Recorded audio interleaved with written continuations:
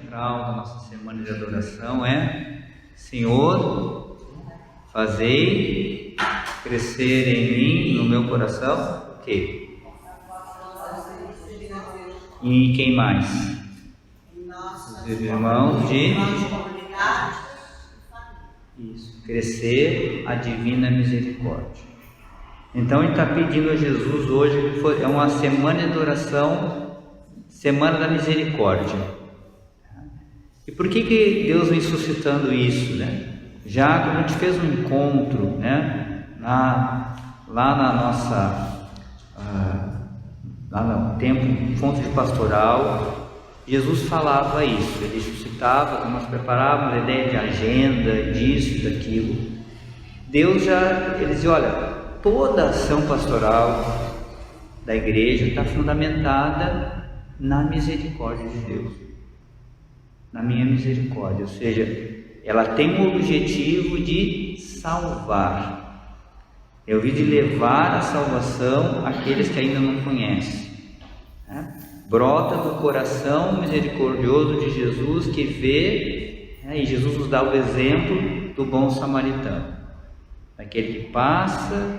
O bom samaritano é ele, né? Ele passa, ele vê o homem caído, tem compaixão, se aproxima, cura as feridas, coloca em cima, né, da sua montaria, cuida, bota, leva para a estalagem. Nós vimos que isso era um sinal de que toda a nossa ação na nossa comunidade, Jesus queria que a gente seguisse esses passos. Quando a gente pensasse na nossa ação pastoral, nossa ação de evangelização, nosso dia a dia na nossa comunidade, a gente começasse a olhar para o irmão, olhar para aqueles que chegam com esse olhar. Perceber, né, aqueles irmãos que, quem sabe, estão caídos. Então a gente também olhar, ver, ter compaixão, aproximar-se. Então Jesus vem já mexendo no nosso coração sobre a sua divina misericórdia. Ele deseja que o nosso coração seja misericordioso. Então por isso vem apontando para nós. Então essa semana de adoração, então, nós estamos pedindo que vá se quebrando no nosso coração aquilo que muitas vezes nos faz a nós não sermos misericordiosos, a nós não praticarmos essas obras de misericórdia que Jesus quer. Então essa vontade, a vontade é uma coisa boa. É quando nós somos seres criados de inteligência e vontade. A vontade é uma coisa boa, mas quando ela é ligada aos afetos desordenados, quando ela não se enraiza na graça, no amor de Deus, não é uma fé, uma vontade iluminada pela graça, muitas vezes ela nos leva a nos afastarmos de Deus, e até a nossa vontade começa a competir com a vontade de Deus. Aqui São Paulo, né, vem nosso socorro aqui. Vocês prestaram atenção na carta aos Efésios, que ele diz assim: olha, vós estáveis mortos por causa de vossas faltas e pecados, nos quais vivias outrora, quando seguias o Deus deste mundo, o príncipe que reina entre o céu e a terra, o espírito que age entre os rebeldes. Nós éramos deste número, todos nós. Outrora nos abandonávamos às paixões da carne, satisfazíamos os seus desejos, seguíamos os seus caprichos e éramos por natureza, como os demais, filhos da ira.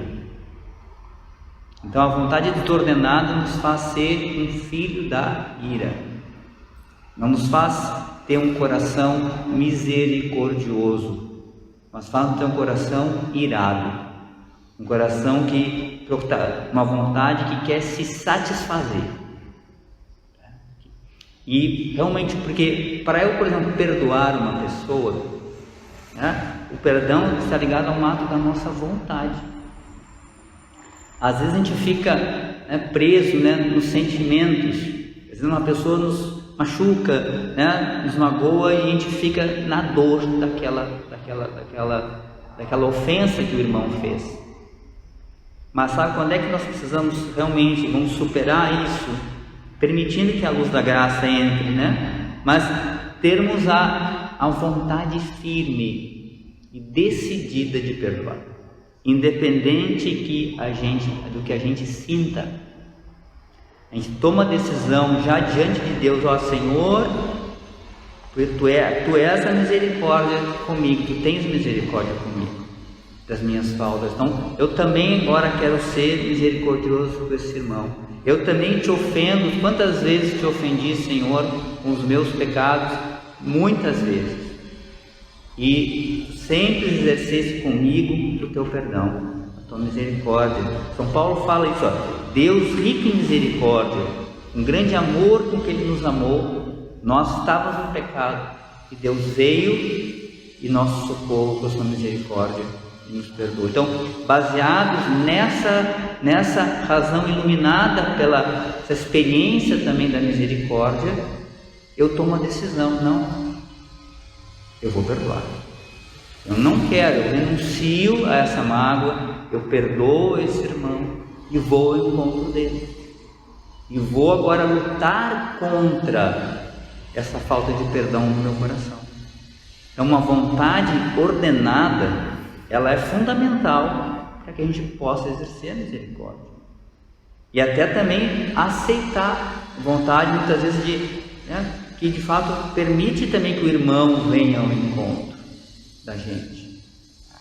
E que me coloca, uma vontade ordenada, me faz perceber que quando eu peco, eu devo tomar uma decisão firme de quê? De me confessar. Então, a vontade ordenada, iluminada pela graça, me coloca em união com Deus. Me faz, de fato, ordenar a minha vida para o bem de Deus, para o bem maior que Ele. E me faz lutar, me coloca, ela é uma alavanca que vai me ajudar a vencer a tentação, a vencer o pecado. Mesmo uma tentação, porque se você não consente numa tentação, sua vontade fica firme no Senhor, você vence o pecado com a graça de Deus. Agora, uma vontade desordenada, como São Paulo fala, só querendo se satisfazer, ela vai cair, ela não vai me ajudar em nada. Ela vai me manter no pecado, vai me levar para o mal, vai me levar constantemente a escolher coisas erradas e a viver não segundo o Evangelho, não segundo o amor de Deus, não segundo a sua misericórdia, mas me transforma, como diz São Paulo, no filho da ira. Alguém que não semeia a misericórdia, mas semeia a ira, semeia a raiva, semeia a mágoa, semeia a ferida nos outros, pisa, machuca os outros com sujeito. Então a gente pede a Jesus hoje realmente que a gente nos dê esse coração misericordioso. Vamos pedir a Jesus, de fato, que fortaleça a nossa vontade.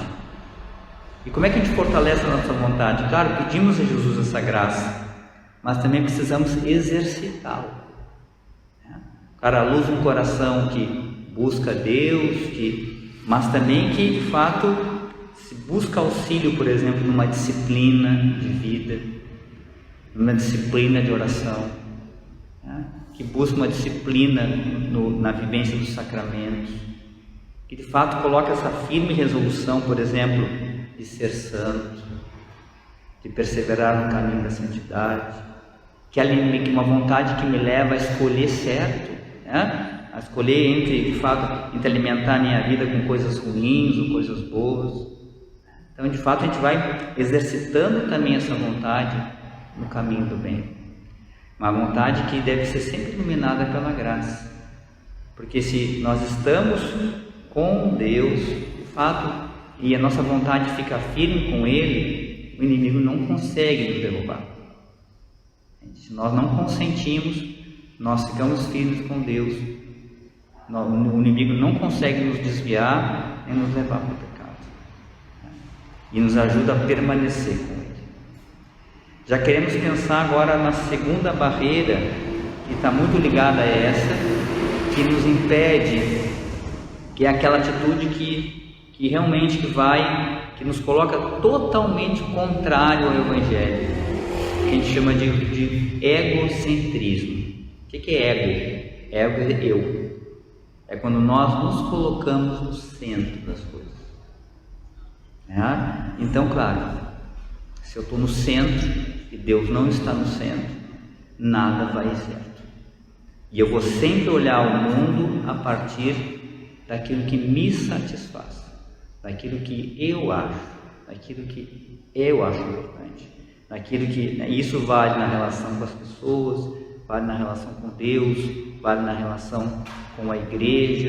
A gente começa a criar uma igreja própria, a gente começa a escolher os mandamentos de Deus, a gente começa a selecionar o Evangelho, a gente começa a determinar as coisas. Senhor, Deus disse isso, mas eu acho. Esse mandamento, mas eu acho que isso não vale mais. Então, amanhã vamos falar sobre isso. Mas já vamos pedir hoje a Deus a graça de já começar a derrubar em nós toda a idolatria, porque o egocentrismo é uma grande idolatria. Ela coloca a nós no trono de Deus. Aquilo que deveria ser de Deus, o lugar de Deus, estamos nós lá sentadinhos. E às vezes a gente faz assim, a gente começa a caminhar com Deus, a gente deixa assim, metade do trono, metade do trono para Ele e metade para nós. A gente fica dividindo com Deus, fica de conselheiro de Deus, dizendo, não, Senhor, aqui não, até aqui tu vai, não, acho que essa tua decisão não está muito certa, vamos conversar um pouquinho aqui, então aí fica, nunca vai funcionar isso. Nunca vai funcionar. É preciso de fato, a gente tem que sair do trono e deixar toda a realeza para Jesus. Ele é o Senhor, Ele é o Rei, o Rei do Universo, e deve ser o Senhor da nossa vida. Nós somos seus servos, o seguinte, Ele que nos orienta. Então já rezamos também hoje pedindo a graça, e o Senhor vai derrubando em nós todo o egocentrismo, que vai nos tirando da vontade de Deus, e vai realmente não permitindo que a gente tenha um coração misericordioso. Vamos fazer um breve momento de silêncio, acolhendo no nosso coração a palavra do Senhor.